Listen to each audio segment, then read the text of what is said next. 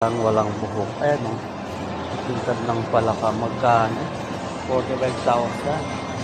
Ayan o. 45,000. Masakit sa mata, diba? 45,000 yung palaka. Ayan yung palaka. 45,000 ang palaka.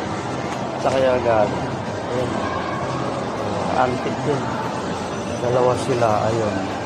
Dalawang klase na ang palaka. Yung isang palaka, palakang bukid. Ito yata ang palakang bukid. Ayan. Pinakain palakang bukid. Parang bullfrog siya. Ayun isa, malakas tumalon yung isa. Mukhang mabilis tumalon. Kaya antik yan. Ang ganda. Ayan.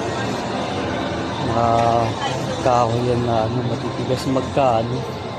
150,000. Bakit? Ang mahal, di ba? Ganyan ang mahal.